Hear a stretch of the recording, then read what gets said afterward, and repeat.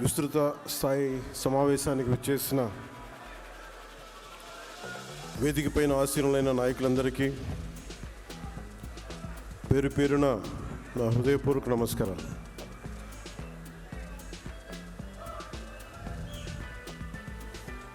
అలా దాదాపు ఈ కార్పొరేషన్ చైర్మన్స్ కావచ్చు, ఈ సమావేశంలో ప్రత్యేకించి మంత్రులు కానీ,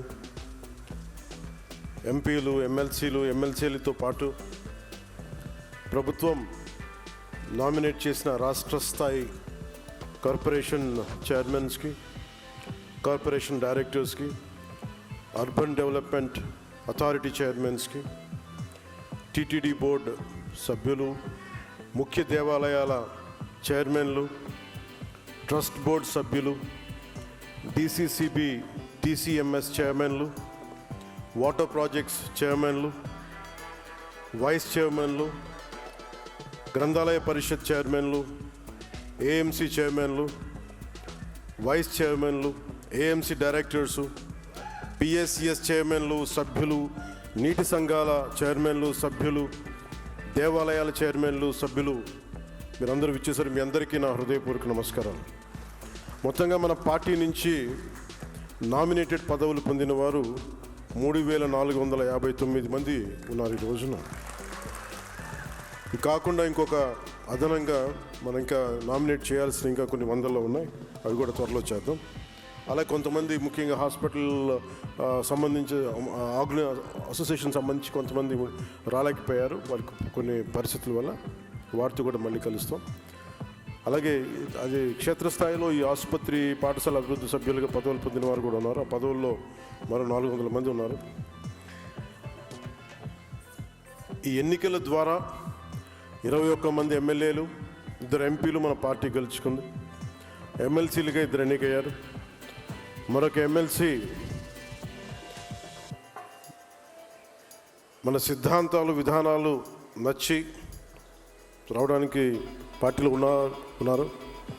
మన ఎమ్మెల్యేలో ఉప ముఖ్యమంత్రి, 2 మంత్రి పదవులు, 3 విప్ పదవులు దక్కి ఉన్నాయి. ఎన్నికల్లో పోటీ చేయడానికి సిద్ధపడిన తరుణంలో కూటమి సీట్లు సర్దుబాటులో సీటు వదులుకున్న నాగబాబు గారికి ఎమ్మెల్సీకి అవకాశం ఇచ్చాం. అలాగే పార్టీ కోసం నిత్యం నిప్పుడు నిలబడి చాలామందికి ఆయన మెత్తకదనం, ఆయన మెత్తనదనం ఒక సాఫ్ట్ టార్గెట్గా అయిపోయిన హరిప్రసాద్ గారికి ఎమ్మెల్సీ పదవి, విప్ బాధ్యతలు అందించాం. పార్టీ కోసం ముందు వరుసలో నిలిచి బలంగా పనిచేసిన నాయకుల్ని కార్పొరేషన్ చైర్మన్ని నియమించాం. జిల్లా, నియోజకవర్గ, రాష్ట్ర స్థాయిలో పార్టీ కోసం నిలిచారు. అలాగే తమ ఆలోచన, భావజాల విధానాలతో పార్టీ కోసం ఎన్నికల సమయంలో పనిచేసిన వారికి అవకాశం ఇచ్చాం. పార్టీ తీసుకున్న కార్పొరేషన్ చైర్మన్లో పదవులు, అభివృద్ధి, మౌలిక సదుపాయాల కల్పనకి సంబంధించిన వాటితో పాటు సంక్షేమానికి సంబంధించిన కార్పొరేషన్స్ కూడా తీసుకున్నాం. అలాగే మాల కార్పొరేషన్ కానీ, క్షత్రియ, అగ్నికుల క్షత్రియ, వడ్డీ కాపు, తూర్పు కాపు కార్పొరేషన్ చైర్మన్లకి మన నాయకులకి అవకాశం ఇచ్చాం. అలాగే ఒక మేజర్గా ఒకటి ఇందాక వస్తూ ఉంటే అనిపించింది, రెల్లి సంక్షేమానికి రెల్లి కార్పొరేషన్ కూడా ఏమైనా తీసుకున్నారా లేదా ఒకసారి, లేదంటే అది చాలా అవసరం, దానికి రెల్లి సామాజిక వర్గానికి మనం నిలబడాల్సిన అవసరం, దాన్ని కూడా దృష్టిలో పెట్టుకోమని నాయకులందరికీ కూడా దీన్ని తెలియజేస్తూ ఉన్నాం. అలాగే సామాజిక సంక్షేమం కోసం కృషి చేయాలి, కళలను ప్రోత్సహించే దిశగా ఉన్న అకాడమీ బాధ్యతలు మన పార్టీ నాయకులకు దక్కాయి. అర్బన్ డెవలప్మెంట్ పైన దృష్టి కేంద్రీకరిస్తున్నాం. అందులో భాగంగా Srikakulam, Ongole, Anantapuram, Hindupuram, Kakinada urban development authority చైర్మన్లుగా మన నాయకులకి అవకాశాలు పొందారు. ఉదాహరణకి అంటే ఇవన్నీ ఎలా ఇచ్చాం పదవులు, ఇవన్నీ అనడానికి ఒక పార్టీ వేదిక పైన మన వైసీపీ నుంచి వచ్చిన నాయకులు కూడా ఉన్నారు మనతో పాటు. బాలినేని గారు కానీ, బాలన్ గారికి మనస్ఫూర్తిగా, ఎందుకంటే ఒకసారి పార్టీలో జాయిన్ అయిన తర్వాత ఆయన 2 వైపుల నుంచి మాట పడాల్సి వస్తుంది. నువ్వు మా వాడి కాదని చెప్పి కొంతమంది, నువ్వు అటు వెళ్ళిపోయావు, ఇట్లా పాపం అలాంటి ఇబ్బందులు కూడా ఆయన వచ్చి మనస్ఫూర్తి. ఎందుకంటే నాకు ఆయన మీద గౌరవం ఏంటంటే, గత ప్రభుత్వం అధికారంలో ఉన్నప్పుడు కూడా ఆయన ఏదైనా సమస్య వచ్చినప్పుడు నిజంగా ఒక రాజకీయ నాయకుడు, ఒక కెరీర్ ఓరియంటెడ్ పొలిటికల్ లీడర్ ఎలా ఉండాలి అని అనటానికి మంచి ఉదాహరణ మనకి బాలినేని గారు. సో బాలినేని గారికి మనస్ఫూర్తిగా నా నమస్కారాలు తెలియజేస్తున్నాను. అలాగే గత ప్రభుత్వ దాష్టీకాలకు వ్యతిరేకంగా రోడ్డు మీదకి వచ్చినప్పుడు ఒక మహిళా పోలీస్ అధికారి కొట్టినా కానీ జనసేన జెండాని పట్టుకుని వదలలేదు. కొట్టే సాయి ప్రసాద్ని అంటే ఇవన్నీ కాళహస్తి ఆలయ ట్రస్ట్ బోర్డ్ చైర్మన్గా నియమించడం. అంటే దీని వెనక అంటే ఇప్పుడు మీరు తీసుకున్న ప్రతి వ్యక్తికి గుర్తింపు ఎలా ఇచ్చామని అనటానికి చిన్న సూచన ఇది, చిన్న ఉదాహరణ ఇది. అలాగే కాకినాడలో పోరాటం చేసి దెబ్బలు తిని కేసులు ఎదుర్కొంటున్న వీర మహిళ గంటా స్వరూప్ గారు కావచ్చు, శ్రీమతి ప్రియా సౌజన్యలు కావచ్చు, వారిని రాష్ట్ర స్థాయి కార్పొరేషన్ డైరెక్టర్స్గా నియమించాం. ఈ పోరాటంలో దెబ్బలు తిన్న డాక్టర్ నాగమానసన్ గారికి కూడా ఒక సముచిత స్థానం త్వరలోనే గుర్తింపు దక్కబోతా ఉంది. అలాగే మన పంచగర్ల సందీప్ని పొల్యూషన్ కంట్రోల్ బోర్డు సభ్యుడిగా నియమించాం అని మనం సిఫార్సు చేసాం. అలాగే నోవాటెల్ ఘటనలో అక్రమ కేసులు పెట్టారు. ఆ ఘటనకి కొద్ది రోజుల ముందు మన పార్టీలోకి వచ్చిన మహిళ శ్రీమతి కొల్లూరు రూప గారు, వారి భర్త ఐ థింక్ షిప్ క్యాప్టెన్ అనుకుంటాం, పాపం ఆయన షిప్ ప్రయాణంలో ఉండగా ఇవన్నీ జరిగినాయి.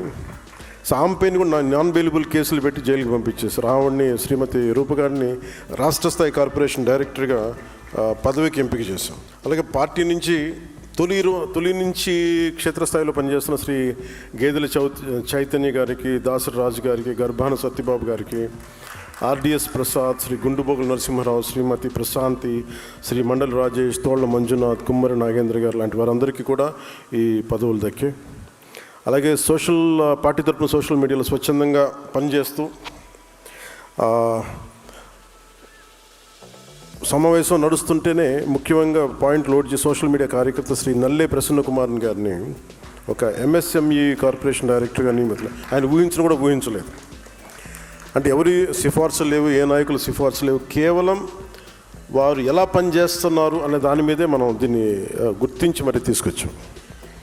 అలాగే పార్టీ మీద అభిమానంతో పనిచేసిన వారికి గ్రామంలో ఉన్నా గుర్తించాం. ఉదాహరణకి కోనసీమలో ఇందుపల్లి అనే గ్రామంలో పౌరోహిత్యం చేసుకునే శ్రీ ఆకిళ్ళ నారాయణమూర్తి గారికి జనసేన అంటే చాలా అభిమానం. గత ప్రభుత్వంలో స్థానిక సంస్థల ఎన్నికల్లో పార్టీ మద్దతుతో వార్డు సభ్యుడిగా పోటీ చేసి గెలిచారు. ఆయన్ని బ్రాహ్మణ కార్పొరేషన్ డైరెక్టర్గా ఆయనకి నియమించడం జరిగింది. అలాగే పార్టీ కార్యక్రమాల్లో నిర్వహణలో టెక్నికల్ ఐటీ సపోర్ట్ వింగ్స్లో పాల్పంచిన శ్రీ పండిట్ మల్హోత్రా, ఉయ్యాల శ్రీనివాస్, మణిప్రియలకి వివిధ కార్పొరేషన్లో పదవులు వచ్చినాయి. ఉదాహరణకి పండిట్ మల్హోత్రా గారి గురించి మాట్లాడితే 19 ఎలక్షన్స్లో ఆయన పోటీ చేసినప్పుడు ఆయన నానా రకాల ఇబ్బందులు పాలు చేశారు. బెంగళూరులో సాఫ్ట్వేర్ ఉద్యోగంలో అంటే వచ్చి కూర్చొని బలంగా నిలబడి ఓడిపోయినప్పటికీ కూడా స్పిరిట్ కోల్పోకుండా ఆత్మస్థైర్యం నిలబడినందుకు ఆయనకి పదవి ఇవ్వడం జరిగింది. Party IT legal cells, doctors, legal programmes కమిటీల్లో కూడా బాధ్యతలు చేపట్టమని గుర్తించాం. సగటు పొజిషన్స్లో వారికి ఇవ్వడం జరిగింది. ఓటమి పాలైన పార్టీ కోసం నిలబడిన మహిళా నేతలు శ్రీ పాలవలసి శ్రీ గారికి ఘంటసాల వెంకటలక్ష్మి కార్పొరేషన్ చైర్మన్స్గా నియమించడం జరిగింది. శ్రీమతి టి రమాదేవి, శ్రీమతి రేఖా గౌడ్ను విజయవాడ శ్రీశైలం దేవస్థానం ట్రస్ట్ బోర్డుగా సభ్యులుగా బాధ్యతలు అప్పగించాం. ఉత్తరాంధ్రలో పార్టీ కోసం నిలబడి గిరిజన ప్రాంతాల్లో తిరిగిన కార్యకర్త శ్రీ వన్నెంరెడ్డి సతీష్ని విశాఖపట్నం జిల్లా గ్రంథాలయ సంస్థ చైర్మన్గా నామినేట్ చేశాం. ఇంకా రాష్ట్ర స్థాయి డైరెక్టర్ పోస్టులు ప్రతిపాదించిన 60 మంది ఉన్నారు. వారికి సంబంధించిన ప్రకటన ఇంకో కొద్ది రోజులు తెలుస్తుంది. అలాగే జిల్లాలో బ్లాక్ స్థాయి అంటే agriculture technology management authority committee చైర్మన్లను సభ్యులు నియామకం మొదలవుతూ ఉంది. ఆ కమిటీలు చైర్మన్లు సభ్యులుగా జనసేన కూడా తామాషా పద్ధతి ప్రకారం పదవులు వస్తాయి. అలాగే జిల్లా గ్రంథాలయ సంస్థల సభ్యులుగా కూడా నియమం చేపడతా ఉన్నారు. అంటే ఇవన్నీ మీకు ఒకటి కాదు రెండుగా చాలా ఉన్నాయి. సో వీటికి పదవులు చిన్నవా పెద్దవా వీటన్నిటికంటే కూడా మనం దీని బాధ్యతని మనందరం గుర్తించాలి. సో దానికి ఇంకొన్ని సంఘటనలు చెప్పి then I will come to the main contents. ఉదాహరణకి మన చిల్లపల్లి శ్రీనివాస్ గారు ఉన్నారు. ఈరోజు అరేంజ్మెంట్స్ అన్నీ వారి చేతుల మీదుగా జరిగినాయి. చెల్లపల్లి శ్రీనివాస్ గారికి, మన భోజన సదుపాయాలు చెల్లపల్లి శ్రీనివాస్ గారు ఆర్గనైజ్ చేసినందుకు మనస్ఫూర్తిగా వారికి ధన్యవాదాలు తెలియజేస్తాను. అలాంటి వారికి మన ఏపీ ఎంఎస్ఐడిసి చైర్మన్గా వచ్చారు ఆయన. ఇన్ఫ్రాస్ట్రక్చర్ అంటే ప్రజలకి, అలాగే రాష్ట్ర ఎంఎస్సి డెవలప్మెంట్ కార్పొరేషన్ గట్రా శివశంకర్ గారు కానీ, అలాగే టౌన్షిప్ అండ్ టిట్కో దానికి అజయ్ కుమార్ గారు ఈరోజు రాలేకపోయారు, ఆయనకి ఆరోగ్యం బాగాలేక. అలాగే సివిల్ సప్లైస్ కార్పొరేషన్ తోట సుధీర్ గారు, irrigation development corporation Vegulla Leelakrishna గారు, అలాగే ముందు నుంచి కూడా పోలీస్ హౌసింగ్ కార్పొరేషన్కి ఎవరు సరైన వ్యక్తి అంటే మన కేకే అనిపించారు నాకు. ఎందుకంటే పోలీసులు వ్యవస్థతో ఈయన తిన్న తిట్లు ఇంకెవరు తినలేదు, ఈయన పడ్డ గొడవలు ఎవరు పడలేదు ఈ 5 సంవత్సరాలు, ఈ లాస్ట్ ముఖ్యంగా 6-7 ఇయర్స్లో. సో ఎందుకంటే ఆయన్ని పాపం సాధక బాధలు తెలుసుంటాయి ఆయనకి పోలీసులకు సంబంధించి, అందుకని ఆయన్ని పోలీస్ హౌసింగ్ కార్పొరేషన్ నియమించడం జరిగింది. అలాగే హస్తకళ అభివృద్ధి కార్పొరేషన్కి డాక్టర్ హరిప్రసాద్ గారికి, అలాగే జానపద సృజనాత్మక కళల అకాడమీకి వంపూరు గంగులయ్య గారికి, అలాగే సామాజిక వర్గాల కార్పొరేషన్లో ముఖ్యంగా మన మాల వెల్ఫేర్ కార్పొరేషన్కి ఒక మన హైదరాబాద్ సెంట్రల్ యూనివర్సిటీ విద్యార్థిగా ఉండి చాలా ఇబ్బందులు పడినప్పుడు ఆయన్ని పార్టీలో ఉన్నత పదవుల్లో పెట్టాం. అది అయిన తర్వాత ఆయన పోటీ చేసి మనకి జనరల్ సీట్లో పోటీ చేసి ఓడిపోయినప్పుడు కూడా పార్టీకి వెన్నంటే ఉన్నందుకు మాల వెల్ఫేర్ కార్పొరేషన్ చైర్మన్గా పెదపూడి విజయ్ కుమార్ గారిని నియమించడం జరిగింది.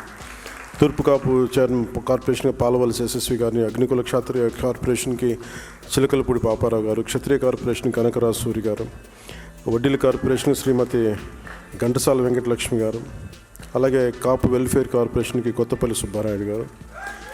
సామాజిక వర్గాల కార్పొరేషన్ చైర్మన్లకి వీరు మీకు చాలా కీలకమైన బాధ్యతలు ఇవన్నీ. అలాగే అర్బన్ డెవలప్మెంట్ అథారిటీ చైర్మన్లుగా శ్రీకాకుళంకి కొరికాన రవికుమార్ గారు, అలాగే ఒంగోలు నుంచి షేక్ రియాజ్ గారు, అనంతపురం నుంచి హిందూపురం నుంచి టీసీ వరుణ్ గారు. ఉదాహరణకి మన షేక్ రియాజ్ అయితే పార్టీ కింద పడడం, దెబ్బలు తిన్నా, ఏమన్నా వీళ్ళందరూ అలా నిలబడిపోయిన వ్యక్తులు. అలాగే హిందూపురం నుంచి కూడా వంశీ మన వరుణ్ కరోనా రోడ్లు లేకపోతే తనే కూర్చోబెట్టి విసుగొచ్చి తనే రోడ్లు వేసిన దాఖలాలు ఉన్నాయి. అలాగే కొరికాన రవికుమార్ గారు పాపం ముందు నుంచి కూడా ఆయన బయటికి రాలేదు, కానీ ఎప్పుడు చాలా సంవత్సరాలు ఆయన ముందస్తుగా వచ్చి అలాంటి వ్యక్తికి శ్రీకాకుళం అర్బన్ డెవలప్మెంట్ అథారిటీ చైర్మన్గా వారిని సిఫార్సు చేయడం జరిగింది. ఈరోజు ఈ కార్యక్రమానికి పదవి బాధ్యత అనేది ఎందుకు పెట్టాలి, ఏ పేరు పెట్టాలనుకున్నప్పుడు నేనే సజెస్ట్ చేశాను, పదవి బాధ్యత అని పెడదామని. ఇది అంటే నా ఉద్దేశంలో ఏముంది అంటే, ఒక పార్టీ నిర్మాణం చాలా చాలా కష్టమైంది. పదే చెప్తా ఉంటాను, కానీ ఒకసారి ఇది మనకి కంప్లీట్గా మన డిఎన్ఏలోకి వెళ్ళిపోవాలి. మేజర్ ప్రాబ్లం పార్టీ పెట్టే సమయంలో మనకున్న రాజకీయ నేపథ్యం ఇవన్నీ ఎలా ఉంటాయంటే, ఒక ముఖ్యంగా రీజనల్ పార్టీస్కి ప్రాంతీయం మీద ఉన్నంత అవగాహన దేశం మీదగానే ఉండదు. కొన్ని సామాజిక సమస్యల మీద ఎంతసేపు ఎలక్షన్ కోణంలో నుంచే పార్టీలు ఉంటాయి. మన ఆలోచన విధానం ఉంటుంది. దానికి విభిన్నంగా ఒక పార్టీ నిలబడాలంటే ఏం చేయాలి, ఒక పార్టీ బలంగా వేళ్ళునుకుపోవాలంటే ఏం చేయాలి, నా తపనంతా ఇదే ఉండింది. నేను ఆల్మోస్ట్ ఒక 23-24 నుంచి నేను పడ్డ తపన, కొన్ని అనుభవాలు అన్నీ కలిసి ఈ రోజున ఇన్ని దాదాపు 4,000 మంది ఈ రోజున పదవులు వచ్చినాయి. ఇన్ని ఎమ్మెల్యేలు కానీ, ఎమ్మెల్సీలు కానీ, మంత్రులు కానీ ఇవన్నీ ఉన్నాయంటే ఇది ఒక పవన్ కళ్యాణ్ అనే వ్యక్తిది కాదు, మనందరం క్యారీ చేస్తున్న ఈ భావజాలం తాలూకు శక్తి, మన పోరాట శక్తి, మన పోరాట పటిమ. అంటే ఇది మనం నిలబడగలిగేది.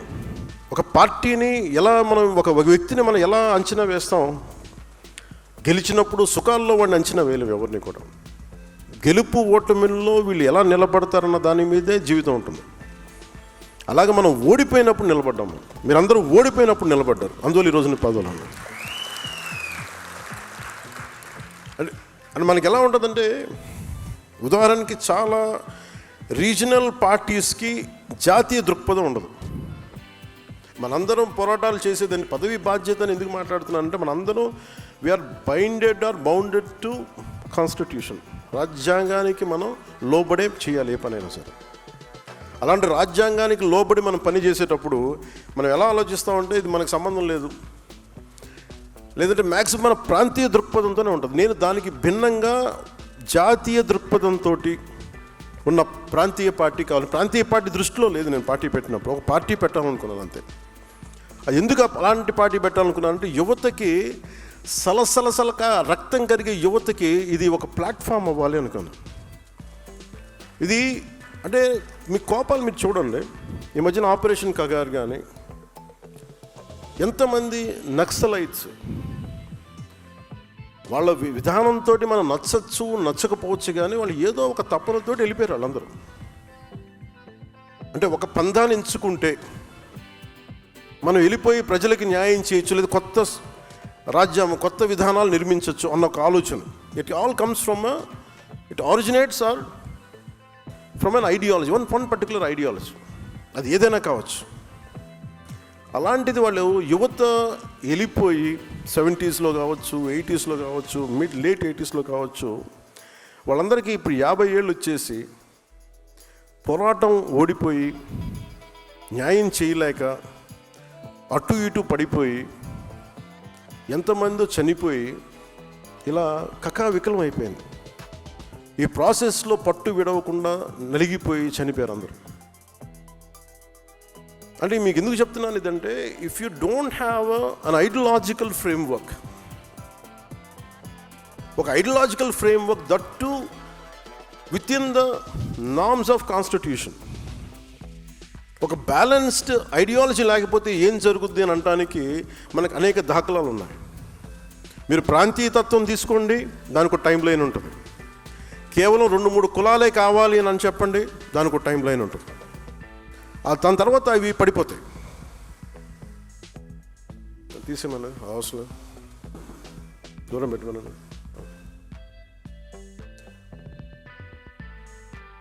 అంటే మీకు సరైన ఐడియాలజీని కనుక మనం ఎంచుకోకపోతే, అందుకు నేను చాలా తపన పడ్డాను. జనసేన ఐడియాలజీ ఇది వెళ్ళే కొద్దీ ఇది విస్తృతంగా పెరిగే ఐడియాలజీ తప్ప, ఎక్కువ మందిని లోపలికి వచ్చే ఐడియాలజీ తప్ప వేరు చేసే ఐడియాలజీ అయితే కాదు. ఇది మీకు నేను బలంగా, దానికి ఉదాహరణ మీరు ఈరోజు ఇక్కడ కూర్చున్నారు మీరు అందరూ. అంటే నాకు బలం లేకపోతే, అంటే నాకు ఎంత బలం ఉండాలి నాకు ఈ ఐడియాలజీ, నేను బతికే భావజాలం, నేను బతికే భావజాలం. నేననే కాదు, మనిషి అన్నోడు ఎవడైనా సరే సరిగ్గా దారిలో ఉండాలి ప్రపంచం దేశం అనుకున్నాడు ఎవడైనా బతికే భావజాలం. నువ్వు ఎన్ని అర్థం చేసుకోవాలి. కొన్నిసార్లు ఏం జరిగిపోద్ది, కొన్ని సంవత్సరాల క్రితం అప్పట్లో రాజకీయ ప్రయాణాలు ఉన్నప్పుడు కేవలం 2-3 కులాలతో కూర్చొని మాట్లాడదాం అంటే అలా ఎలా కుదురుద్ది? ఈ రోజున పెద్దపూడి విజయ్ కుమార్ గారు ఇక్కడ కూర్చోవాలంటే మిగతా కులాల ఆసరా లేకుండా జరగదు కదా. పెద్దపూడి విజయ్ కుమార్ గారు కూర్చోలేరు. అలాగే ఈరోజు కాపు కార్పొరేషన్లో ఒకళ్ళు కూర్చోవాలంటే మిగతా కులాలు లేకుండా ఎక్కడ జరుగుద్ది? సో బేసిక్గా ఫండమెంటల్గా మనందరం ఎట్లా ఉన్నామంటే మాకు రాలేదు అంటారు తప్ప, అసలు అందరం కలిస్తేనే సమాజం అన్న ఆలోచన మనందరికీ చంపేశారు అందరూ సక్సెస్ఫుల్గా. నేను పెట్టింది ఒక కులం కోసం ఎప్పుడు పార్టీ పెట్టలే. ఒకసారి చాలా ఇబ్బందిగా ఉంటుంది నాకు, కులానికి పరిమితం చేస్తుంటే. అరే నేను ఇంత విస్తృతంగా ఒక యూనివర్సల్ థాట్ తోటి నేను వస్తున్నప్పుడు నన్ను కూర్చోబెట్టి, అది ఒక స్ట్రాటజీ. అది confining any individual to particular ideology, region, religion is a clear cut strategy to confine. అది మనకి వర్తిస్తే కానీ ఇంకెవరికి వర్తించు. అదొక గొప్ప ఆలోచన. వాళ్ళకి మిగతా వాళ్ళకి వర్తించు, మనల్ని విమర్శించే వాళ్ళకి అది వర్తించదు. ఇదంతా మనకే వర్తిస్తుంది.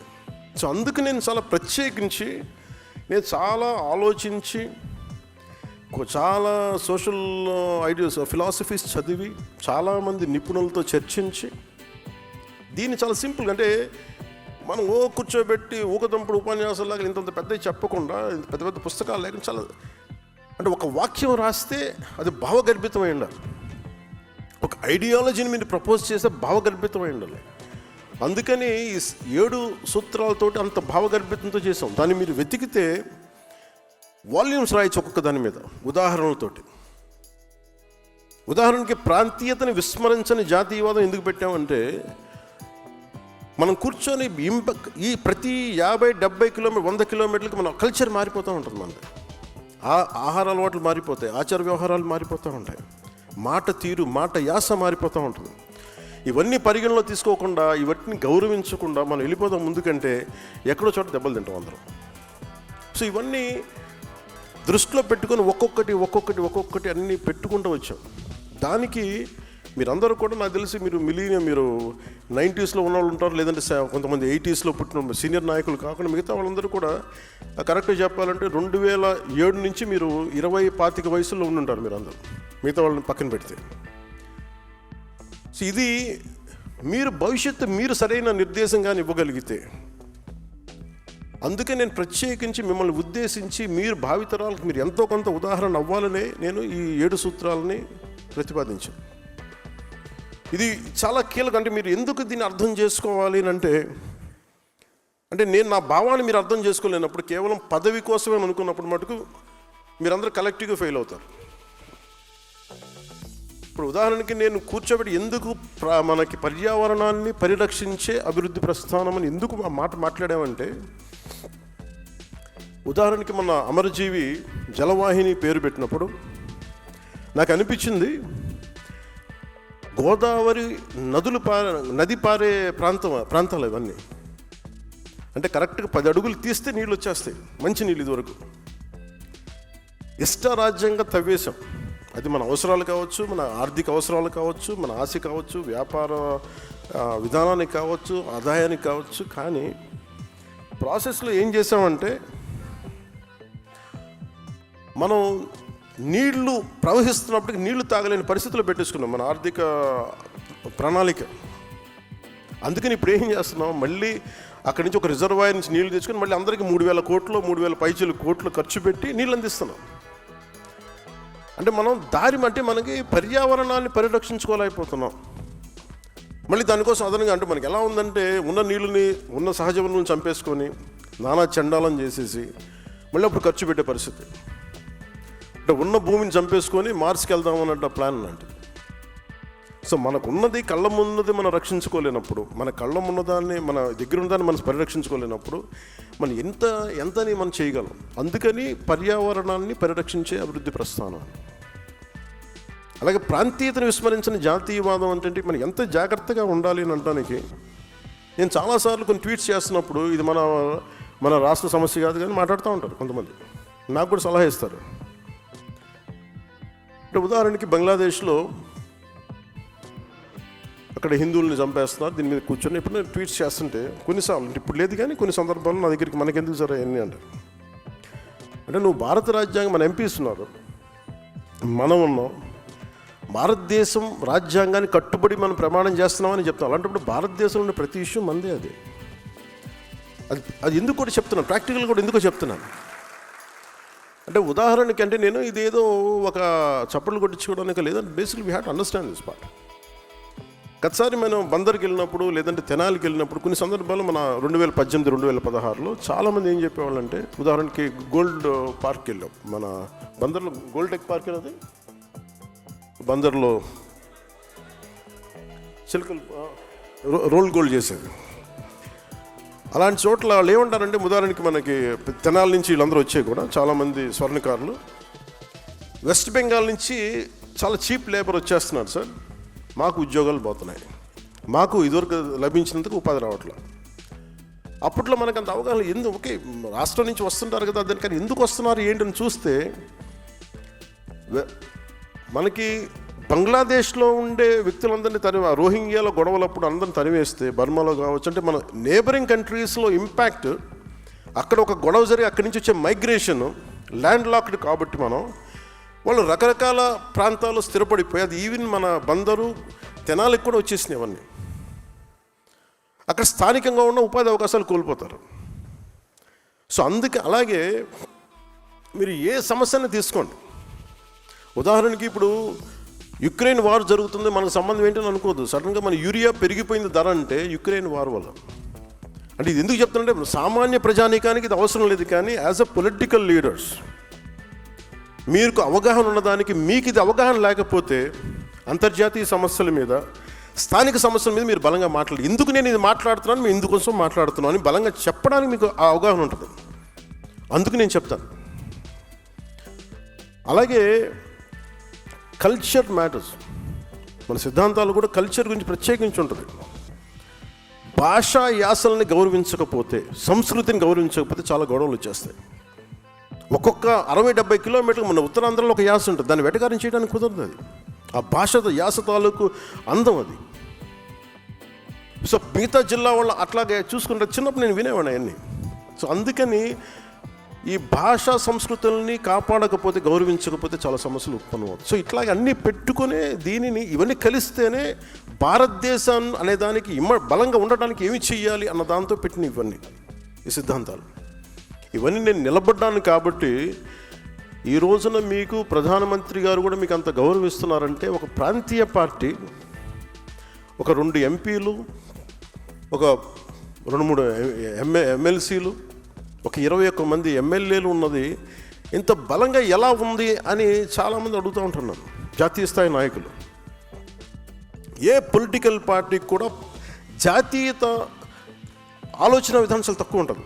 భయపడతారు, మనకి ఎందుకు లేని ఇవన్నీ. ఇది మనందరి రెస్పాన్సిబిలిటీ, మనందరి బాధ్యత.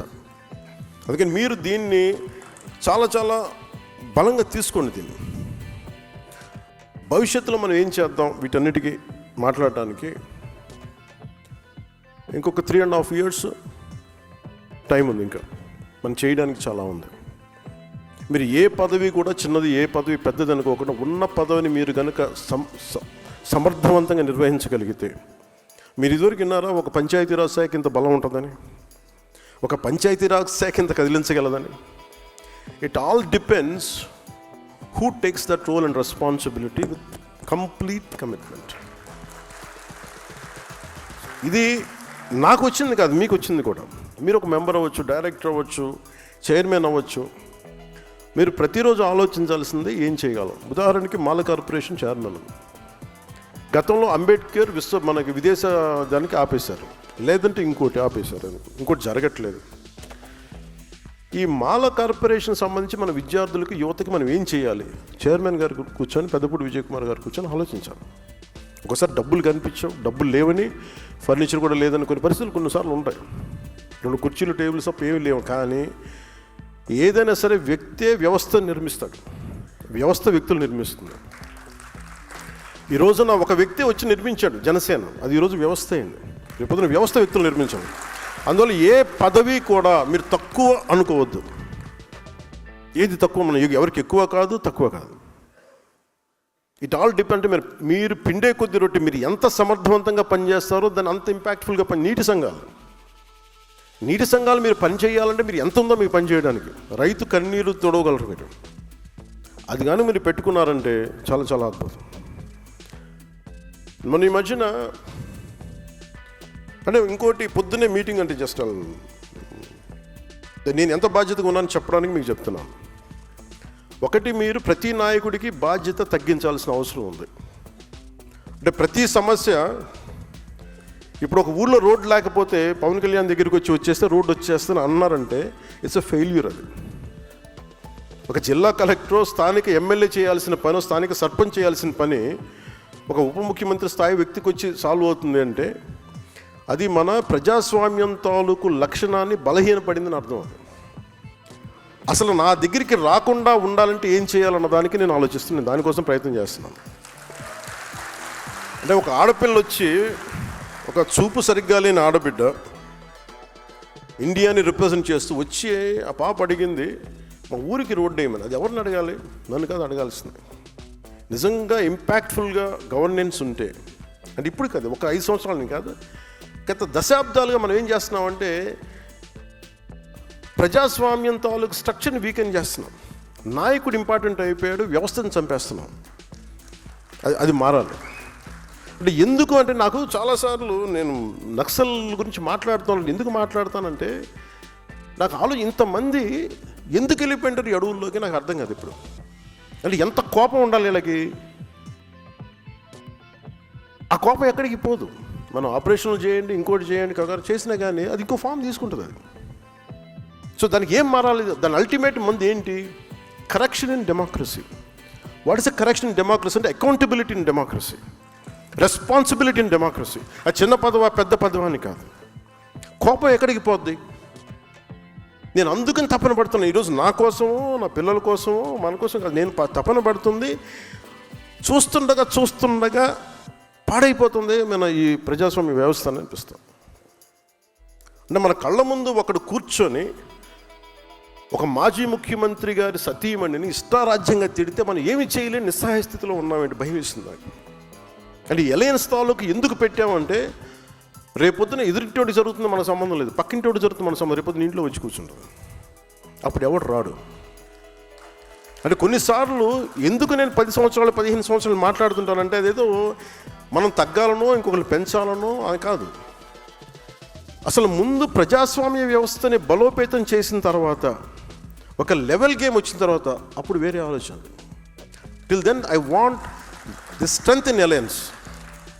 ప్రజాస్వామ్యాన్ని బలహీనపరిచే పరిస్థితుల్లో అందరం మనం కొట్టుకుంటా ఉంటే ఏం జరుగుద్దంటే అరాచకమే రాజ్యం వెళ్తుంది.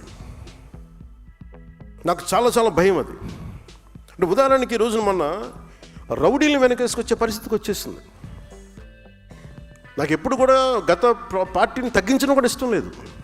ఉదాహరణ సామినేని ఉదయభాన్ గారు ఉన్నారు, పెండెం దొరబాబు గారు ఉన్నారు, కిలా రోసయ్య గారు ఉన్నారు, అలాగే జయమంగళం నుంచి ఉన్న వెంకటరమణ గారు ఉన్నారు. వీళ్ళెవరూ కూడా గౌరవప్రదంగా ఉండేవాళ్ళు. They are career politicians, there is no doubt about it.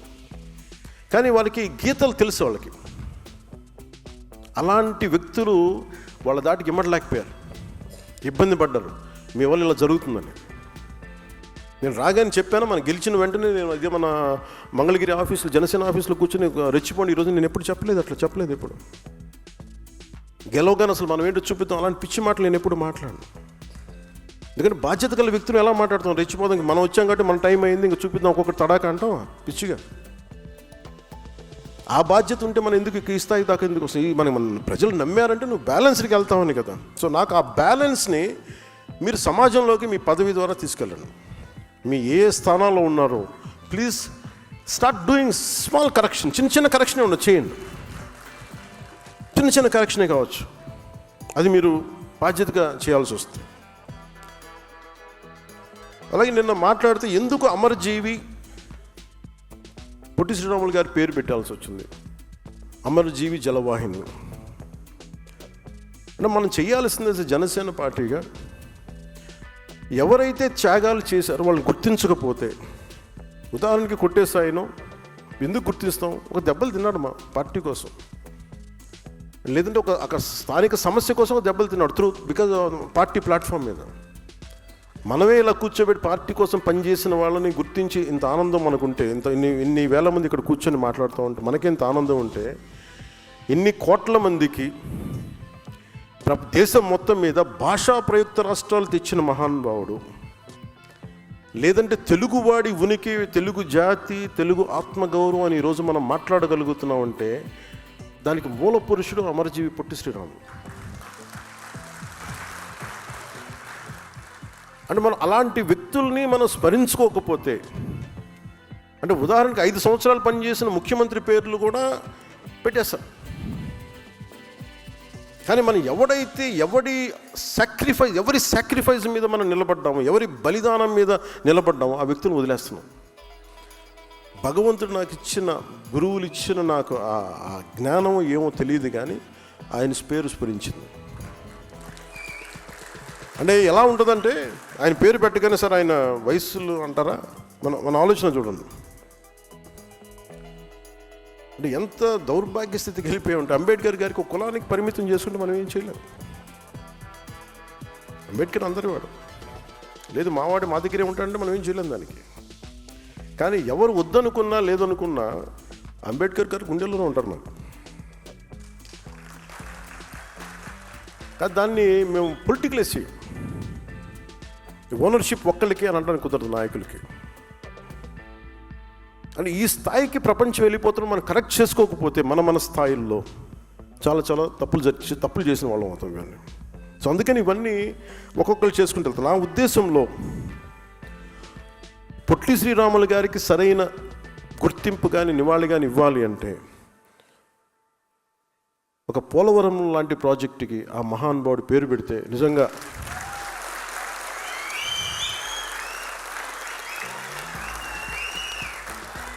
ఎందుకంటే అంటే భాషా ప్రయుక్త రాష్ట్రాలు తెచ్చినవాడు, ఆకలితో అలమటించినవాడు. అంటే పోలవరం ప్రాజెక్ట్ అంటున్నాం కానీ అలాంటి నాకు అనిపించింది ఒక చిన్నపాటి ఒక 2 మండలాలకు ఒక జిల్లాకు వచ్చే దానికి కాదు ఇంక పెద్ద పేరు పెట్టాలంటే ఒకసారి ఇలాంటి ప్రతిపాదన అంటే ఇది నా ఉద్దేశం. ఇది కూటమి ప్రభుత్వం కాబట్టి నా ఒక్కటి ఉద్దేశం పనిచేయదు. ఇక్కడ అందరి చాలామంది సమగ్ర కొన్ని కోట్ల మంది కూర్చొని ఎవరెవరి ప్రతినిధులు తీసుకొని నా కోరిక, ఇది నా లోపల ఉన్న కోరిక, పోలవరానికి అమరజీవి పొట్టి శ్రీరాములు గారి పోలవరం ప్రాజెక్ట్ అంటే నాకు చాలా గొప్పగా ఉంటుంది.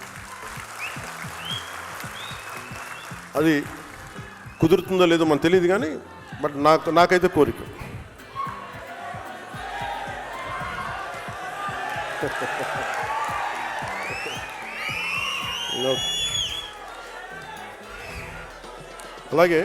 అలాగే ఇంకొక కీలకమైన అంశాలు ఏంటంటే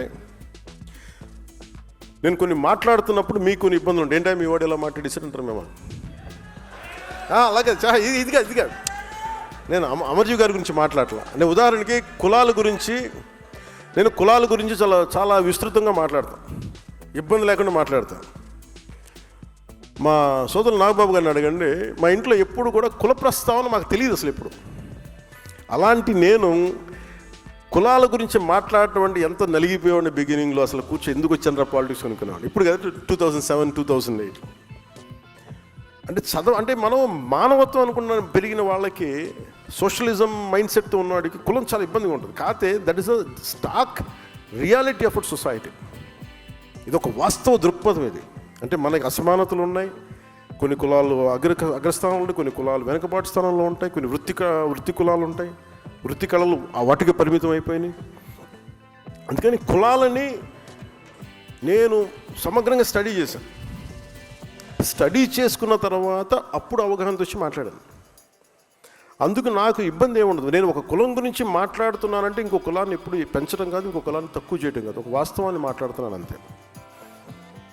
అందుకని నేను ప్రత్యేకించి కులాల గురించి మాట్లాడేటప్పుడు మన పార్టీని ఎలా చెప్పాలో తెలియట్లేదు నాకు, వాళ్ళ పేరు కూడా చెప్పడం పెద్ద నాకు ఇష్టం లేదు.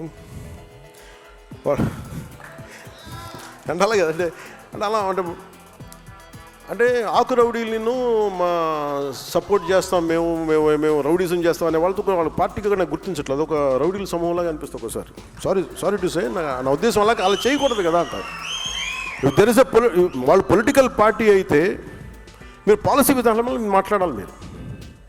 మీరు పాలసీ విధానం మీరు ఈ పాలసీ చేశారు, వచ్చాక మేము రద్దులు చేస్తాం. ఇప్పుడు ఉదాహరణకి మొన్న నాకు నిన్న కూడా ఆయన వారికి శుభాకాంక్షలు తెలియజేశాను, పుట్టినరోజు శుభాకాంక్షలు. అంటే మనస్ఫూర్తిగా చెప్తాను, నాకు లోపల ఎవరు శత్రువు కాదు. నాకు వారి విధి విధానాలతోనే నేను వ్యతిరేకిస్తాను తప్ప నాకు ఎప్పుడు కూడా శత్రుత్వం లోపల ఉండదు. మీరు కనుక మీ విధి విధానాలతోటి ప్రజలకి ఇబ్బంది కలిగితే నేను ఇంకా గొడవ పెట్టుకోవడానికి నా జీవితకాలం సంసిద్ధం. అసలు నాకు ఆ భయం కూడా లేదు. నాకు ఆ భయం కానీ లేదు. మనం ఏదన్నా జరిగితే బహుశా ఇలా జరిగితే ఆ భయాలు ఉండవు. అలాంటి అనుకుంటే ఇక్కడ దాకా ఎందుకు వస్తాం, ఉండం, పోతాం, కానీ అడుగు ముందుకే వేస్తాం. దేనికి వేస్తాం అడుగు? పిచ్చి ఐడియాలజీతోటో లేదంటే పిచ్చితో కాదు, చాలా బలమైన ఐడియాలజీ ఉంది కాబట్టే బతుకుతాం. కాబట్టి ధైర్యం, that with in the constitutional limits.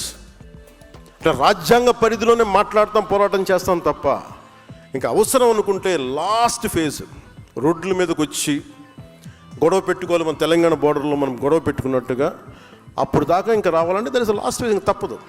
చాలాసార్లు మనకి రాయబారం నడిపి మంచిగా చెప్పి మంతనాలు జరిపిన తర్వాత ఇంకా కాదుకూడదు అనుకుంటే ఈ చొక్కా మడిచి ముందుకు రావడం పెద్ద ఇబ్బంది ఏం కాదు మనకి. అంటే ఎందుకంటే that is a last option. అది ఆఖరి అస్త్రం. అది ఆఖరి అస్త్రం వరకు నువ్వు కూర్చొని ఎంత సయోధ్యతోటి ఎంత సముచితంగా మాట్లాడతావో అన్న దాని మీద నీ స్థాయి ఉంటుంది. యాజ్ ఎ లీడర్స్గా నేను మీకు ఇచ్చేది బాధ్యత. మీరు తెలుసుకోవాల్సింది ఇది. మీరు గొడవ పెట్టుకోమని నేను ఎప్పుడు చెప్పట్లేదు రోడ్ల మీద, కానీ మీరు ఆర్గ్యుమెంట్ చేయండి, డిబేట్ చేయండి with in the framework of proper language, అందరికీ ఆమోదయోగ్యమైన భాష. అలాగే పొద్దున్నే నేను గౌరవ ముఖ్యమంత్రి నారా చంద్రబాబు నాయుడు గారికి ఒక క్యాబినెట్ మీటింగ్లో మాట్లాడుతూ ఆంధ్రప్రదేశ్కి అభివృద్ధి గురించి అన్ని మాట్లాడుతూ మేజర్గా టూరిజం పాలసీ గురించి వచ్చింది. టూరిజం ఎక్కువ మందికి ఉపాధి అవకాశాలు ఇస్తుంది, దీనికి ఏమి చేయాలని మాట్లాడుతున్నప్పుడు నేను వారికి తెలియజేశాను, నేను కొంత మిగతా అంటే నాది ఎకో టూరిజం నా దాంట్లో కూడా వస్తుంది, అలాగే పంచాయతీరాజ్లో కూడా కొన్నిసార్లు అవసరం అవుతుంది టూరిజంలో. అందుకని నన్ను దానికి మాట్లాడుకున్నప్పుడు ఆయన ఒక కమిటీని చేశారు, ఆ కమిటీకి నేను చైర్మన్. ఆ టూరిజం అది ఇందాకే మీటింగ్ జరిగింది, గౌరవ మంత్రి రామనారాయణ రెడ్డి గారు, R&B మినిస్టర్ గారితో. అంటే ఇవన్నీ మేము సమిష్టిగా మేమందరం కూర్చొని మాట్లాడుతున్నప్పుడు ఒక మాట చెప్పాను, చాలా ప్రతిపాదించారు, ఇక్కడ బాగుంటుంది అలా బాగుంటుంది అంటే. అన్నిటికంటే కూడా నేను చెప్పింది primarily law and order is very essential tourism to prosper and develop. అంటే ఉదాహరణకి ఢిల్లీ నుంచి ఒక ఆడపిల్ల బైక్లో ఏదో వచ్చింది ఒక 3 వారాల క్రితం, శ్రీశైలం వెళ్ళింది. శ్రీశైలం వెళ్తే ఆవిడ ఏముంటుందని మోటార్ రైడ్ బ్లాగర్ అంటే మోటార్ రైడ్ చేస్తూ బ్లాగింగ్ చేసుకుంటారు. మన శ్రీశైలం వెళ్తే అక్కడ రూమ్ ఇవ్వలేదు. ఎందుకు ఇవ్వట్లేదు, మేము ఒంటరి ఆడపిల్లలకి ఇవ్వము. ఆవిడ పోలీస్ స్టేషన్కి వెళ్తే ఎందుకు ఇవ్వరు మాకంటే, మేము అంత ఇది పాలసీ ఇక్కడ మేము ఇవ్వడం అని చెప్పాము. అది నా దృష్టిలోకి వచ్చింది. అది చాలామంది సామాజిక మాధ్యమాల్లో మీరు ఒక ఆడపిల్లకి మీరు అలా ఇవ్వరు అది అని చెప్పి మాట్లాడుతూ, నేను ఆ అమ్మాయిని మళ్ళీ మన ఆఫీస్ ద్వారా పిలిపించి మన కనకదుర్గమ్మ గుడి దగ్గర నుంచి తిరుపతి దర్శనం చేయించి మన శ్రీశైలం మల్లన్న దర్శనం చేసి పంపించాను. ఇది నా ఉద్దేశం ఏంటంటే ఇది మొదటి స్టెప్. మీకు ఇక్కడ అంటే మనం చూడాలని మన ఇంటికి అతిథి వచ్చినప్పుడు మనం గౌరవించాల్సిన పరిస్థితి, గౌరవించడం మన సంస్కారం. అందుకు మరి ఏంటి ఇబ్బంది ఉందంటే పాలసీ లోపాలు ఉన్నాయి. ఒంటరి ఆడపిల్ల వస్తే బయటికి వెళ్ళకూడదు, ఇది ఇంకా ఒక భయపెట్టే సమాజం అది. ఒంటరి ఆడపిల్ల వస్తే అనుమానాస్పదంగా చూస్తారా, ఇలాంటి మానుకోవాలి. దానికి ఒక tourism policy, safety tourism policy అయితే రావాల్సింది అనేది నేను చాలా ఖరాఖండిగా చెప్పాను ఈరోజు. దీంట్లో గౌరవ ముఖ్యమంత్రి గారు కూడా పదే చెప్పేది సింగపూర్ తరహా అభివృద్ధి అని. మీరందరూ అర్థం చేసుకోవాల్సింది కూడా సింగపూర్ తరహా అభివృద్ధి రావాలి అంటే సింగపూర్ తరహా పాలన చాలా చాలా అవసరం. Lee Kuan Yew, former prime minister, late prime minister, ఆయన సొంత మనుషులను కూడా ఒక స్పేర్ చేయలేదు, స్నేహితుని కూడా. అండ్ కేనింగ్ ఉంది ఈ రోజుకి తప్పు చేస్తే ఒక కేనింగ్ పనిష్మెంట్ ఉంది. ఇంకా బ్రిటిష్ వాడు వదిలేసిన పనిష్మెంట్ పోలేదు, ఇంకా ఉంది. మనల్ని కొట్టమని నేను చెప్పట్లేదు, కానీ లా అండ్ ఆర్డర్ కనుక దెబ్బతింది అంటే మటుకు టూరిజం దెబ్బతినేస్తాయి రాష్ట్రంలో. ఒక మాజీ ముఖ్యమంత్రి ఒకళ్ళు వచ్చి మిమ్మల్ని చంపేస్తాం, లేదంటే మిమ్మల్ని కూర్చోబెట్టి ఒక్కొక్క పోలీస్ ఆఫీషియల్ని మేము మీకు ఏంటో చూపిస్తాం, లేదంటే కాంట్రాక్టర్స్ని బెదిరిస్తున్నాం అంటే that will send a very wrong signal. అలాంటి వ్యాఖ్యలకి నా సమాధానం ఒకటే, పర్మనెంట్గా ఇలాంటి మాటలు రాకుండా ఉండాలంటే నాకు ఏం చేయాలో చాలా బాగా తెలుసు నాకు. అంటే మీరు ఇంక బెదిరించడాలు మానేసేయాలి. వైసీపీ నాయకులకు కొంచెం మీరు బెదిరించడం మానేసేయండి. ఇంకా మీరు ప్రజాస్వామ్య వ్యవస్థలో ప్రజాస్వామ్య పార్లమెంటరీ భాషకి మీరు రండి. ఇంకా మీరు బెదిరించడం మానేయాలి. అలాగే ఎవరన్నా అధికారులు కానీ ప్రజల్లో కానీ ఎవరన్నా ఉంటే ఒకవేళ వాళ్ళు వచ్చేస్తారేమో అప్పుడు ఏంటి, అలాంటి పరిస్థితులు రావు. ఎందుకు రావు కూడా చెప్తాం. దీనికి నేను లాజికల్ రీజనే చెప్తాను. మీరు ఎంత కొట్టుకున్నా కొట్లాడినా మీ ఓట్ శాతం సర్టన్, అది తగ్గుద్దా పెరుగుద్దా మీరు కాబట్టి ఇంకొకరికి వెళ్తుంది ఆ పార్టీ, ఆ ఓట్ బ్యాంక్. కానీ నేను ప్రత్యేకించి నా కంఠంలో ప్రాణం ఉన్నంత వరకు ఆంధ్రప్రదేశ్కి, తద్వారా భారతదేశాన్ని సమగ్రతకి భంగం వాటిల్లకుండా చూసుకునే బాధ్యత, దానికోసం ఎన్ని ఎత్తులైనా వేస్తాం. అవసరం అయితే అంటే అందుకనే చెప్తున్నా, మీరు ఆ భాషను వదిలేయండి. మీరు గొప్పగా మీరు వెళ్ళండి, నాకు ఇబ్బంది లేదు. కానీ మీరు రౌడీలను వెనకేసుకొస్తాం, గంజా చేసే వాళ్ళని మేము వెనకేసుకొస్తాం. తెనాల్లో గంజా రౌడీలను పోలీసులు పెడితే వీళ్ళు వాళ్ళకి మద్దతుగా పోలీసులకి వెళ్ళారు, వీళ్ళు మన జ్యుడిషియరీకి వెళ్ళారు, న్యాయ వ్యవస్థకి. న్యాయ వ్యవస్థని ఈ రోజున ఏదైనా చేద్దామంటే పోలీసులు ఇబ్బంది పడతాం సార్, చేస్తే మళ్ళీ పోలీసు మనకి కేసులు పెడతారేమోనని, జ్యుడిషియరీ కేసులు అవుతాయేమని, జ్యుడిషియరీ మేము సమాధానం చెప్పాల్సి వస్తుందని. మళ్ళీ లా అండ్ ఆర్డర్ మరి ఎలా హ్యాండిల్ చేస్తాం? మరి ఒకవైపు ఏమో జ్యుడిషియరీలో ఢిల్లీ హైకోర్టు అయితే నాకు రిమెంబర్, నాకు సరిగా ఎగ్జాక్ట్ డేట్ గుర్తులేదు, కానీ ఒక ఢిల్లీ హైకోర్టు జడ్జి ఒక ఆయన మాట్లాడింది, ఒక రేప్ జరిగితే అంగచ్ఛేదం చేయండి వాడు చేసిన వాడికి, అంత కోపం వచ్చేసింది ఆయనకి. మరి దెబ్బ కూడా కొట్టకూడదు క్రిమినల్ అంటే మరి ఏం చేయాలి? తప్పు చేసిన వాడిని దెబ్బ కూడా కొట్టకూడదు అంటే మనం చేసుకునే క్రిమినాలిటీ ఎక్కడ ఆగుతుంది? నేరాలు ఎక్కడ ఆగుతాయి? ఒక 10 మంది కూర్చొని, ఒక ఫ్యామిలీ ఒక హోటల్కి వెళ్దామో లేదంటే ఒక బీచ్కి వెళ్దామంటే 10 మంది కూర్చొని రౌడీలు ఏడిపిస్తామంటే వాళ్ళు ఎక్కడికి పారిపోతారు? క్రిమినల్స్ వస్తే, పోలీసులు నిలబడకపోతే. అందుకని మీరు పదవి బాధ్యతలో ముఖ్యంది లా అండ్ ఆర్డర్ చాలా చాలా బలంగా ఉంటుంది. మీ స్థాయిలో మీకు కనిపిస్తే స్థానిక పోలీసులకు, పనిచేసే పోలీసులకు మీరు మద్దతుగా నిలబడండి, బలంగా నిలబడాలి. తప్పులు జరుగుతున్నాయి, కరెక్ట్ చేయండి వాటిని. మరి క్రిమినాలిటీ మీకు కనుక పెరిగిపోయింది అంటే మటుకు ఈ రాష్ట్రాన్ని ఇంకెవడు బాగు చేయలేడు. అందరికీ భయాలు ఉన్నాయి. వాళ్ళు ఐఏఎస్లు కావచ్చు, ఐపీఎస్లు కావచ్చు, వాళ్ళందరికీ వ్యవస్థను అందరం చంపేశారు. పొలిటికల్ లీడర్షిప్ మెల్లిగా వ్యవస్థను చంపేసింది. అంటే ఒక అధికారి వస్తే, ఒక పొలిటికల్ లీడర్షిప్ 10 మంది అనుకుంటే తప్ప ఏమి చేయలేని పరిస్థితికి వచ్చింది. మీరు అలాగే నేను కొన్నిసార్లు ప్రైవేట్ సెటిల్మెంట్స్ మనం చేయకండి. మీరు ఒకళ్ళు చేయాల్సి వస్తే అది చాలామంది కూర్చోబెట్టి చాలా జాగ్రత్తగా చేయండి. అవి కొన్నిసార్లు ఎవరు లేకుండా మన దగ్గరికి వస్తారు, నేను అర్థం చేసుకోగలను. Private settlements, land disputes. కానీ దాన్ని మీరు అవకాశంగా తీసుకొని, మన పదవులు అవకాశంగా తీసుకొని దయచేసి అవన్నీ చేయకండి. అది ఎందుకు అవుతుందంటే చాలా చాలా ఇబ్బందికరమైన పరిస్థితి అవుతుంది. దయచేసి అవి చేయకండి. అది ఎందుకు అది ఏమైపోతుందంటే మళ్ళీ మనకి ఉన్నామా, మీరు కూర్చోండి, అది ఏం జరుగుద్ది అంటే మనం కనుక మనం కనుక కరెక్ట్ చేయకపోతే మనకిను ప్రీవియస్ గవర్నమెంట్కి తేడా ఏముంటుంది అది మీరు ఆలోచించాలి. ఈ రోజున మీకోసం చొక్కాలు చించుకొని రోడ్ల మీద ఆడపిల్లలు ఇబ్బంది పడి వచ్చి ఓట్లేసినందుకు మనం కృతజ్ఞతగా మనం వారికి ప్రజలకి నిలబడకపోతే మనందరం తలదించుకోవాల్సి వస్తుంది. నేనైతే తలదించుకోను. నా పార్టీని మొత్తం ప్రజలకే, నేను ప్రజల సమస్యను నేను వినదలుచుకున్నాను. వారి సమస్య కోసమే, వారి అవసరం మేరకే నేను ఉంటాను. నాకు పార్టీ కంటే కూడా ప్రజలు చాలా, భద్రత చాలా ముఖ్యం నాకు. కూర్చోమ్మా నువ్వు కూర్చో. సభా సంస్కారం ఉండాలి కదా మీకు, భద్రత మీకు.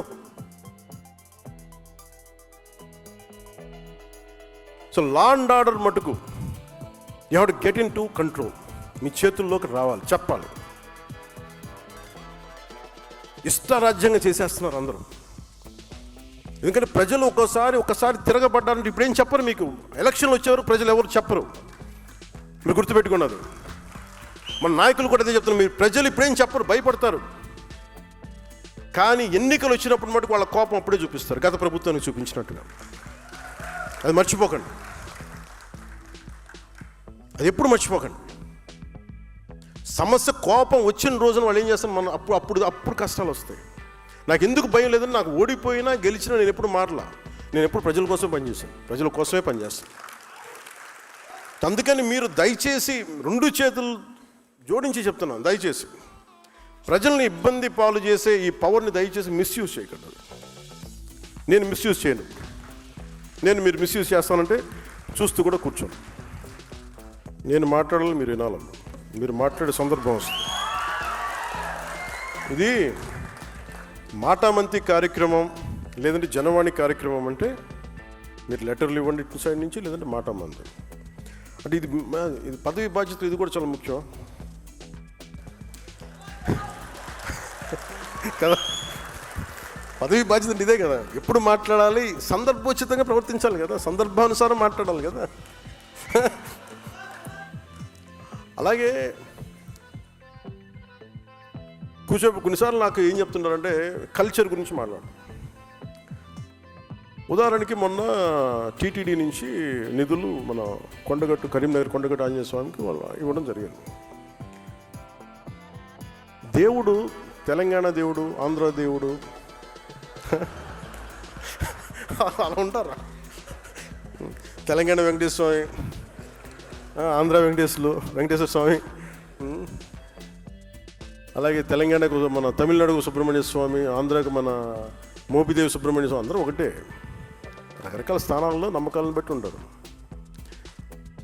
ఇవన్నీ అంటే మీకు ప్రాంతీయతను విస్మరించడం అంటే ఇవన్నీ కూర్చోబెట్టి మీకు స్థాయి, మానసిక స్థాయి పడిపోయే కొద్దీ ఇలాంటివి ఎత్తుకుంటే కొన్నిసార్లు తప్పులు ఉంటాయి, తప్పులు కరెక్ట్ చేసి ముందుకు వెళ్ళాలి తప్ప అక్కడ ఆగిపోకూడదు. మిగతా వాళ్ళు ఎవరైనా మాట్లాడితే మీరు అలాంటి డిబేట్స్లో మీరు వెళ్ళకండి. పదవి బాధ్యత కింద చెప్తున్నా, అలాంటి డిబేట్స్కి మీరు వెళ్ళకండి. అని ఇవన్నీ ఎందుకంటే భగవంతుడిది హైందవ ధర్మం ప్రపంచంలో ఏ మూల ఎక్కడ ఉన్నా సరే ఇది అందరిది. అలాగే తిరుపతి బాలాజీకి డబ్బులు రిలయన్స్ అంబానీ గారి దగ్గర నుంచి మొహరుమూరు, ఇందాక నిన్న చెప్పిన ఢిల్లీ నుంచి ఒక ఆడబిడ్డ కూడా వచ్చి హుండీలో డబ్బులు వేస్తారు. ఆ డబ్బులు ఎక్కడికి వెళ్ళాలి ఏంటి అనేది అది స్వామివారి, అది వారిష్టం. అది ఆయన ఎవరి ద్వారా నోటు పలికిస్తారు, ఎవరి ద్వారా చేయిస్తారో అది ఆయనది, అది మనకు సంబంధం లేదు. అందుకని ఇది అంటే ఇలాంటి వివాదాల్లో మీరు అనవసరంగా వెళ్ళకండి, నా ఉద్దేశం అది చెప్పడానికి కారణం. అలాగే అంతర్వేది రథాలు కానీ, ఎందుకంటే సెన్సిటివిటీ ఇంకోటి ఈ మధ్యన ఏమైపోయిందంటే కులాల మధ్య చాలా ఇబ్బందులు అయిపోతున్నాయి. నేను పిఠాపురం చిన్నపిల్లలు కులాలతోటి మాట్లాడేసుకుని వాళ్ళు ఎవరో వెళ్ళి ఇంటర్వ్యూలు చేశారంటే ఇవన్నీ మాట్లాడుతుంటే ఇంత చండాలం అయిపోయారండి మనుషులు అనిపించింది నాకు. నేను చిన్నప్పుడు చదువుకున్న స్నేహితుడు ఎవరో ఏంటో తెలియదు, ఏ కులమో తెలియదు, అందరం రీజనబుల్ స్కూల్స్ నుంచి చదువుకున్నాం. ఎక్కడ కూడా మా పక్క స్నేహితులు ఏ కులం అని తెలియలేదు. ఒకవైపు ఏమో అంబేద్కర్ గారి పేరు చెప్పి అనైలేషన్ ఆఫ్ క్యాస్ట్, కుల నిర్మూలన మాట్లాడతాం, ఇంకోవైపు కులాన్ని ఎగదోస్తూ ఉంటాం. BC schools, BC social welfare, SC ST welfare అని మనమే విడగొట్టి ఇవన్నీ చేస్తుంది జరగవా? అసలు పిల్లలకి కులం లేకుండా చేయవచ్చు కదా ముందు. అసలు ఒకటే స్కూల్ ఎందుకు పెట్టకూడదని ఆలోచన కలుగుతూ ఉంటుంది. ఎవరికి ఆలోచన అసలు నేను పెడదామా లేదా అంటే ఒకసారి మాట్లాడాల్సి వస్తుంది. ఎందుకు పబ్లిక్ డిస్కోర్స్లో మాట్లాడుతున్నా అంటే before I speak in cabinet I want this to be in public discourse.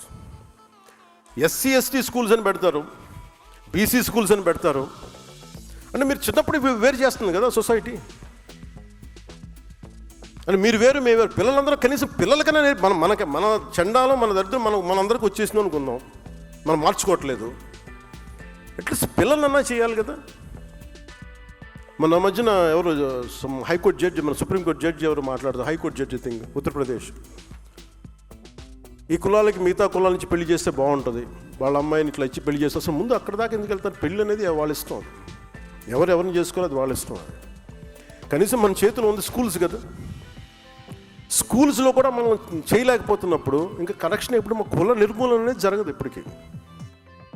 నాకు అందుకు అనిపించింది అలాంటి ఉండబట్టి ఈ రోజున రెచ్చిపోయి ఎవడు పిఠాపురంలో మాట్లాడుతూ ఉంటే పిల్లల మధ్య మాట్లాడుకునే మాట అది ఇద్దరు విభిన్నమైన కులాల నుంచి మాట్లాడుతూ సమాజం విచ్ఛిన్నం అయిపోతే బతుకుతూ చెప్పండి. అంటే ఇవన్నీ ఎందుకు చెప్తున్నానంటే మీ స్థాయిల్లో యు ఆర్ ఎక్సలెంట్ లీడర్స్. అన్నీ నా దగ్గరికి వచ్చి నా నెత్తి మీద పడేస్తే నేనేం చేయలేను, భుజాలతో అట్లస్ గాడిలో కుంగిపోతాను. మీరు కూడా కొంత బాధ్యత బరువు పంచుకోమని నాకు విన్నపం. మొత్తం నా మీద వేసేసి మా ఊర్లో రోడ్డు లేదండి నువ్వు చేసి కాబట్టి మాకు ఇక్కడ మా ఇంట్లో అంట్లు తోటానికి ఎవరు లేరు, కొంచెం వచ్చి అంట్లు తోయండి, ఇక్కడికి వెళ్తుంది. అలాగే అది ఎక్కడో చోట మీరు పదవి బాధ్యత అంటే మీరు కూర్చొని మీరు కన్ను వాళ్ళేసి ఏంటి బాగుందా ఏం జరుగుతుంది అట్లా కాదు. బాధ్యత తీసుకోండి, కొంచెం బాధ్యత తీసుకోండి. ఇలాంటి సమస్య వచ్చినప్పుడు చాలా సమర్థవంతంగా మీ వాదన వినిపించండి, తిట్లు లేకుండా, బూతులు లేకుండా. ఇదొకటి మీకు మీ దృష్టికి తీసుకుతలుచుకుందాం. ఇది మనకి rarest of the rare opportunity. 3.5 years ఇంకా సమయం ఉంది. పిఠాపురంలో ఒక ఎక్సైజ్ స్టార్ట్ చేశాను. ఒక 10 పార్టీ పెట్టిన ఆల్మోస్ట్ ఒక 10 years పైన తర్వాత స్టార్ట్ చేశాను. అందరూ అంటున్న వాళ్ళు మీకు బూత్ కమిటీలు లేవు, మీకు వార్డు కమిటీలు లేవు అంటే అసలు ముందు నడవాలి కదా. పార్టీ నడిపిన తర్వాత, జనం వచ్చిన తర్వాత పెడతాం. ఏమీ లేకుండా ఎక్కడి నుంచి వస్తాయి? అందరూ రాత్రి పుట్టేశారా? లేదంటే కాంగ్రెస్ పార్టీ సడన్గా వైఎస్ఆర్ కాంగ్రెస్ పార్టీ అయిపోతే వాళ్ళకు ఉంటుంది. అది మాకు అలా కాదే. మా పంట మేము పండి వాళ్ళకు ఉంటాయి. వాళ్ళ నాన్నగారు ముఖ్యమంత్రులు ఉండొచ్చు, బాబాయిలు ఇంకోలా ఉండొచ్చు, తర్వాత చంపేసేది వేరే విషయం అనుకోండి. మనకు అలాంటి పరిస్థితులు లేవు కదా. అన్నీ మనమే వండుకోవాలి, మనమే గెంజి వార్చాలి, మనం అన్నీ చేసుకోవాలి, మనం దాంట్లో పోపు మనం వేయాలి, టైం పడదు దానికి. అందుకని ఈ మూమెంట్ మన పిఠాపురంలో ప్రారంభించాం. ముఖ్యంగా పార్టీ పదవుల్లో నేను చాలా స్పష్టంగా ఏం చేశానంటే, organisation is different. Janasena organisation బిల్డింగ్కి జనరల్ సెక్రటరీగా రామతల్లూరి గారిని పెట్టాం. ప్రత్యేకించి వారిని ఎందుకు పెట్టామంటే హిజ్ ఆర్గనైజేషనల్ బిల్డింగ్ స్కిల్స్ ఉన్నాయి ఆయనకి. ఆయన పంపించి పిఠాపురం పంపించి ఆ మోడల్ మిగతా మీ నియోజకవర్గాలు మీరు కూడా చేయాల్సి అందుకని చెప్తున్నాను. దాదాపు 53 గ్రామాల్లో 51 గ్రామాలకి అన్ని వార్డుల కమిటీలు నియమించేసాం, అన్ని ఇంక్లూడింగ్ బూత్ కమిటీలతో సహా. ఎట్లా చేసాం? అది నాకు నచ్చిన వాళ్ళను లేదంటే మన నాయకులు నచ్చిన వాళ్ళో పెట్టాల. 10 మంది జన సైనికుల్ని స్థానికంగా ఉండే వీరమహిళలందరూ కూర్చోబెట్టి మీకు ఎవరికి కావాలి మీ నాయకుడు ఎన్నుకోండి అంటే చాలా వరకు అసలు ఏకపక్షంగా మాకు ఈ వ్యక్తి ఉంటే సరిపోతుందని వచ్చిన గ్రామాల్లో ఉన్నాయి. లేదు కొంచెం ఓటింగ్ అంటే ఓటింగ్ పెట్టుకున్న గ్రామాలు చాలా ప్రజాస్వామ్య పద్ధతి, చాలా డెమోక్రటిక్ మీన్స్లో చేశాం. ఇది ప్రతి నియోజకవర్గానికి ఇది ఒక మోడల్ అవ్వాలి. ఇవన్నీ ఎందుకు చేస్తున్నాం అంటే, మీరు రేపొద్దున స్థానిక సంస్థల్లో మీరు బలంగా నిలబడాలి అంటే మీరు ఇప్పటి నుంచి చేసుకోకపోతే స్థానిక సంస్థల్లో మనం పోటీ చేసే సీట్లో మీరు బలంగా నిలబడలేరు. మీరు సెకండ్ ఇన్ ఫీల్డ్లో అయిపోతారు, జాగ్రత్త. అది అందుకని చెప్తున్నాను, మీరు కంపల్సరీగా చేయాలి. అలాగే ఈ పోటీ చేయాలనుకునే వారికి స్థానిక సంస్థల స్వరూపం, వాటి ద్వారా చేయగలిగే సేవ, అభివృద్ధి గురించి తెలుసుకోవాలి. అలాగే పంచాయతీ వ్యవస్థని బలోపేతం చేస్తున్నాం, సర్పంచుల గౌరవాన్ని పెంచుతున్నాం. నేను రాగానే చేసింది వీళ్ళు వైసీపీ సర్పంచ్లు 70% వైసీపీ సర్పంచ్, 80%. మరి ఫస్ట్ 10,000 మొత్తం డబ్బులు విడుదల చేసాం. 15th ఫైనాన్స్ కమిషన్ నిధులు కూడా వెళ్ళినాయి అంటే వాళ్ళు మన వాళ్ళని కాదు, వ్యవస్థను బతికించడానికి వాళ్ళ వైసీపీ సర్పంచ్లను వాళ్ళ ఖాతాలో డబ్బులు పడ్డాయి. ఇంకా వ్యవస్థను బతికించేవాడు మనని చూడకూడదు, అది నిష్పక్షపాతంగా ఉండాలి. సో అందుకని దీన్ని దృష్టిలో పెట్టుకుని మీరు కూడా చాలా బలంగా ఈ అవగాహన పెంచుకోవాల్సిందిగా కోరుకున్నాం. అలాగే మెంబర్షిప్ డ్రైవ్ చేస్తున్నాం. నేను మన చాలాసార్లు అయిపోతుంది మెంబర్షిప్ డ్రైవ్, మనకి జనసేన పార్టీ మెంబర్షిప్ డ్రైవ్ అంటే ప్రతి ఒక్కరు కూడా మీలో కూడా నాకు తెలిసి 95% మెంబర్షిప్ ఉండుంటారు, 5% మిస్ అయ్యారు నాకు ఎందుకు అనిపిస్తుంది. ఒకరు తప్పైతే కరెక్ట్ చేయండి. అంటే కొన్నిసార్లు మెంబర్షిప్ ల్యాబ్స్ ఉందేమో చూసుకోండి. మెంబర్షిప్ లేకుండా జనసేన పార్టీకి పదవి పొందడం తప్పదు. సో దయచేసి ఎవరైనా ఉంటే, ఒకళ్ళిద్దరు ఉంటే దయచేసి దాన్ని కరెక్ట్ చేసుకుంటాను. ఎందుకు నేను ఈ విషయం చెప్తున్నానంటే, ఈ పిఠాపురం ఎన్నికలు మనకి వార్డు కమిటీలు ఎన్నికలు జరుగుతున్నప్పుడు చాలామంది వచ్చి మేము కూడా జనసేన అంటే కండువా వేసుకుంటే జనసేన మెంబర్ అవ్వి తీరాలి. మీరు కండువా వేసుకున్నంత మాత్రం జనసేన మెంబర్ అవ్వాలి. క్రియాశీలకంగా పనిచేయాలి. అది కూడా ఏంటంటే కొన్ని సంవత్సరాలు పనిచేసిన తర్వాత నీకు ఏదో పోటీ చేస్తే అది పెట్టాను, దానికి ఒక రూల్ పెట్టాను దానికి. లేకపోతే ఏమైపోతుందంటే, అంటే నా భయం ఏంటంటే జనసేన బలమే జన సైనికులు, వీరమహిళలు. ఈరోజు ఇంతమంది ఆడబిడ్డలు కూర్చొని పోరాటం చేశారంటే వాళ్ళకి ఏ పదం ఉందని, వాళ్ళకి దెబ్బలు తిన్నారు. ఇందాక చెప్పిన బ్రాహ్మణ్ కార్పొరేషన్ చైర్మన్ కానీ పోటీ కూర్చోబెట్టినారు, మనం పెద్దపూడి విజయ్ కుమార్ కానీ, వీళ్ళెవరికి పదవులు లేవు కానీ బలంగా నిలబడ్డారు. అందుకని మీరు కూడా దాన్ని దృష్టిలో పెట్టుకొని మీరు మెంబర్షిప్ అనేది చాలా కీలకం జనసేనకి. అందుకని ఆ మెంబర్షిప్ డ్రైవ్ని కూడా ముందస్తుగా పిఠాపురంలో ప్రారంభిస్తున్నాను. దాని తర్వాత మార్చి లోపు ఫిబ్రవరి అంతా మిగతా మెంబర్షిప్ స్టేట్ అంతా అయిపోవాలి.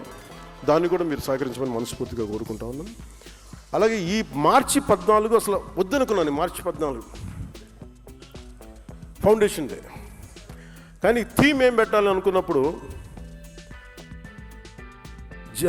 జెన్ జీ యువతకి, కొత్త తరం యువతకి, ఆడబిడ్డలకి ఉద్దేశించే ఈ జనసేన మార్చి 14 ఆవిర్భావ దినోత్సవం ఉంటుంది. దానికి కూడా మీ సహాయ సహకారాలు కావాలి. దానికి మనస్ఫూర్తిగా మీ అందరూ ఈ భాగస్వామ్యంలో మీరు భాగస్వామ్యం తీసుకోవాలి. ఈ మన అలయన్స్ గురించి మట్టుకు మీకు ఇబ్బందులు ఉంటాయి, మీకు కొన్ని గొడవలు తప్పవు. అది మీరు మెంటల్గా ప్రిపేర్ అవ్వాలి. సీట్లు వాటాల్లో కావచ్చు, ఇంకోటి కావచ్చు, మీకు గొడవలు అనేది తప్పదు, మీకు ఇబ్బందులు తప్పవు. కానీ మీ లీడర్షిప్లో మీరు ఎలా ఓవర్కమ్ చేసి మీరు ఎదుగుతారనేది మీ లీడర్షిప్. మీ లీడర్షిప్ ఈజ్ నాట్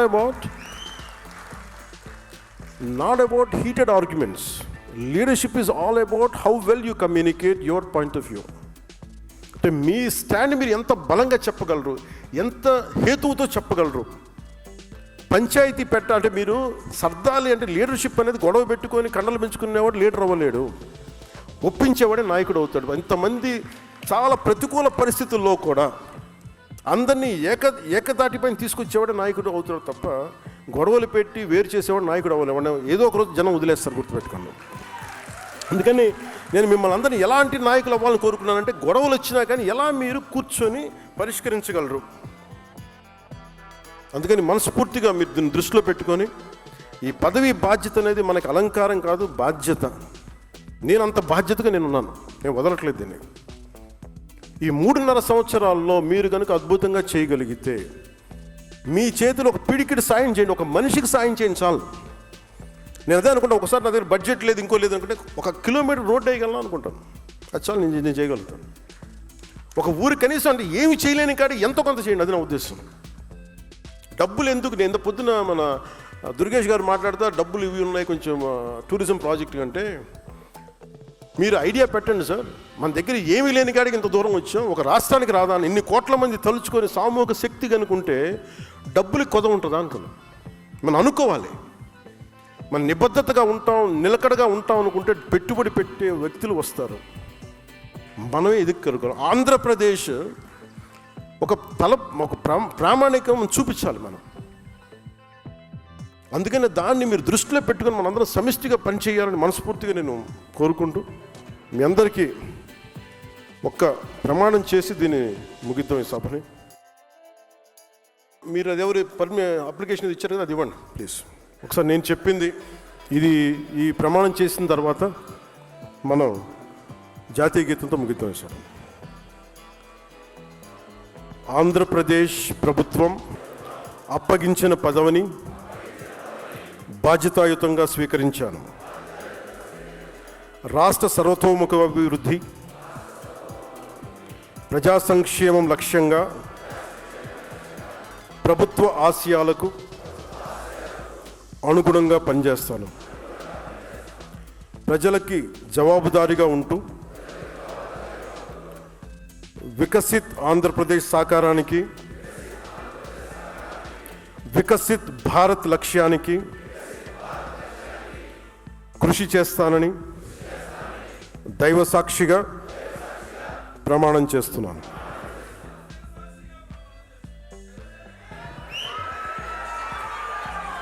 సరే, జాతీయ గీతం. जनगण मन अधिनायक जय हे भारत भाग्य विधाता, पंजाब सिंध गुजरात मराठा द्राविड उत्कल बंगा, विंध्य हिमाचल यमुना गंगा उच्चल जलधि तरंगा, तव शुभ नामे जागे, तव शुभ आशीष मांगे, गाहे तव जय गाथा। जन गण मंगलदायक जय हे भारत भाग्य विधाता, जय हे जय हे जय हे जय जय जय जय हे।